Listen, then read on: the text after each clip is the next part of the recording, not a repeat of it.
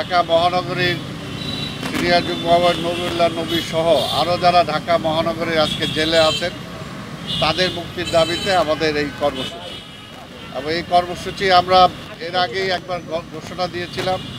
সেই সময় আপনারা দেখেছেন যে প্রচণ্ড যে তাপদাহ ছিল, সেই তাপদাহের কারণে সেই সময় আমরা সেটাকে স্থগিত করেছিলাম। সেই কর্মসূচিটাই আগামীকালকে আমরা যথারীতিভাবে পুলিশ কর্তৃপক্ষকে আমরা চিঠি দিয়ে সেটা জানাই এবং সেটার ভিত্তিতেই তারা আমাদের সাথে কথা বলতে চায়। আজকে 11টার সময় আমাদের সাথে কথা বলতে চায়। সেই কথা বলার জন্যই আমার সাথে আমাদের বিএনপির প্রচার সম্পাদক সাবেক সংসদ সদস্য শহীদুদ্দিন চৌধুরী এনি এবং আমার সাথে আমাদের ঢাকা মহানগর দক্ষিণের সদস্য সচিব রফিকুল আলম মজনু আমার সাথে আছেন। আমরা কথা বলেছি ওনাদের সাথে এবং আমরা কী প্রোগ্রাম করতে চাই সেটা তাদের সাথে আলোচনা হয়েছে এবং তারা আজকে বিকেলের মধ্যে আমাদেরকে জানিয়ে দেবে যে আমাদের। তবে তাদের আমরা বলছি যে আমাদের প্রোগ্রাম এটা করতে হবে, আমরা করব এই ব্যাপারে। আর যেহেতু শুক্রবারের প্রোগ্রাম, শুক্রবারে তো এমনি ট্রাফিকের ব্যাপারে খুব একটা সমস্যা থাকার কথা নয়, এর জন্যই আমরা শুক্রবারের প্রোগ্রাম দিয়েছি। সেই বিষয়টা আমরা আলোচনা করেছি। আর পাশাপাশি এগুলো আলোচনা করতে যে কিছু কিছু আলোচনা তো আসছেই, যেটা স্বাভাবিক।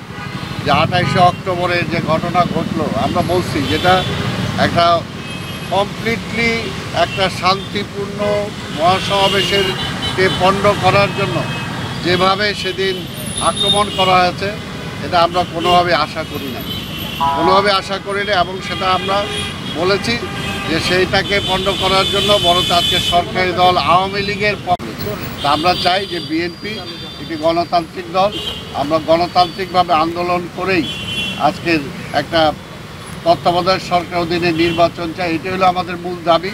যে পর্যন্ত এই সরকার ক্ষমতা না ছাড়বে, যে পর্যন্ত কেয়ারটেকার অধীনে সরকার নির্বাচন না হবে, সেই পর্যন্ত আমাদের আন্দোলন চলমান আছে, আমাদের আন্দোলন চলমান থাকবে।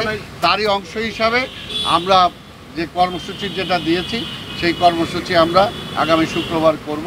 সেটা হলো আমাদের আলোচনা। ডিএমপি কমিশনে কিছু বলেছেন না? ওনারা শুনেছেন, ওনারা বলছেন যে ঠিক আছে আপনাদের কর্মসূচিটা আপনারা করতেই পারেন, করবেন।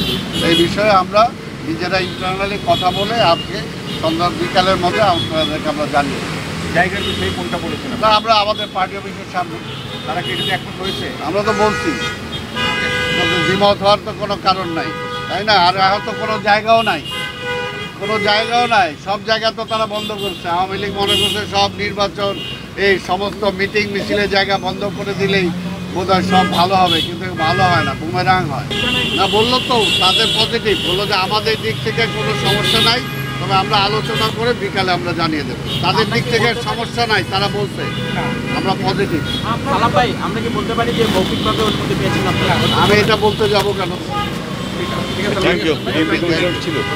পাশাপাশি আরেকটা যেটা যে পরের দিন আমাদের যুব দলের একটা কর্মসূচি, এই বিষয়টা আমরা আলোচনা এই সমাবেশ থেকে